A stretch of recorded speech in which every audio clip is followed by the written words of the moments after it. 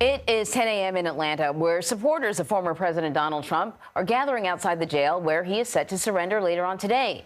It comes as federal and local law enforcement are stepping up security in the area. So CBS News Homeland Security and Justice reporter Nicole Sganga is joining us now from just outside of the jail. And we can see the supporters all lined up right behind you there, Nicole. What is the situation like down there now? How's the city of Atlanta and the county jail preparing for the former president's arrival?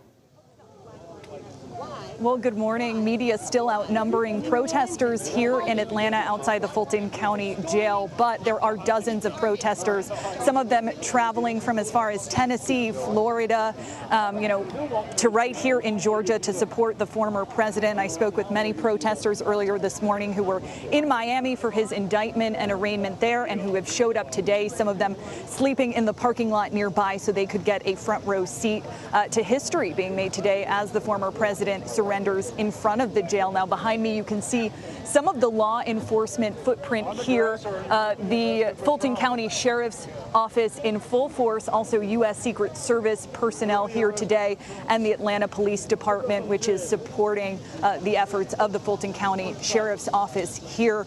This street right now still seeing some traffic, but we do expect it to close later today. We also expect the airspace to close. FAA putting out a temporary no-fly zone between 6:45 p.m. and 9 p.m., which is roughly when we expect the former president to surrender here.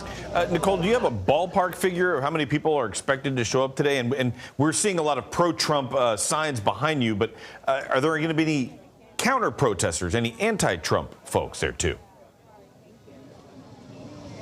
Yeah, it's a good question, Omar. Law enforcement has not forecasted how many people they expect, but they are prepared for hundreds. Right now, again, just seeing dozens of protesters here. We have seen a few counter-protesters donning signs that say, lock him up. We know that Dominic Santiago is here. He was notoriously arrested in Miami for running in front of the former president's motorcade. Our colleague Graham Cates spot him earlier today in Atlanta. But right now, we should stress that these protests are peaceful.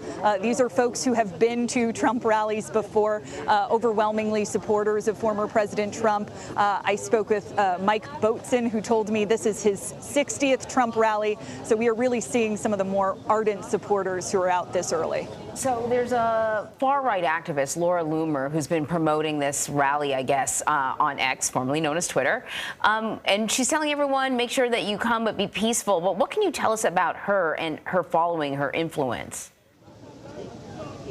Yeah, Laura Loomer, she is here. She's wearing a Trump did nothing wrong T-shirt. She's a conservative activist, controversial, considered to be on more of the fringes of the GOP, but a former congressional candidate who is within Trump's inner circle, was spotted in Bedminster just a couple of weekends back and does, speak with the former president. She's organized a number of these protests, including in Miami and in New York. And I think it's important to stress that many of the pro-Trump supporters have talked about being peaceful. There's a lot of that language in the post-January 6th environment. And, having gone to many of the Trump rallies back in 2020, I can say that there is a bit of a dampening effect that January 6th has had on some of these gatherings. And so right now, this is peaceful. We do expect it to remain peaceful, and certainly a very significant law enforcement presence on the ground here, ensuring that that will be the case.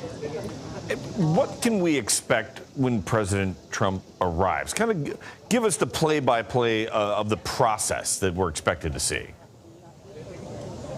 Yeah, the Fulton County Sheriff has said he will be treated like any other defendant. And for the most part, that is the case. But he also is the former president, right? And he has a very extensive Secret Service detail. And so the streets will close down around the jail when he comes from the airport. He will be given a quick medical evaluation, height, weight. His biometrics will be taken. He'll be fingerprinted. His irises will be scanned, as is par for the course here when they process all defendants inside of Fulton County Jail. We will see a mugshot for the first time of the former president. His mugshot will be taken, but his processing will be quick. We expect it will go down in less than an hour, and many of the hallways in the prison will be cleared as he roams around, limiting his interactions with any extraneous personnel at the jailhouse, certainly any inmates. And so we do expect that he will be in and out, that he will not be making any remarks here on the site of the Fulton County Jail. Before we let you go, CBS News has confirmed this morning morning that Donald Trump is actually shaking up his legal team a little bit for this case. What are you hearing about this?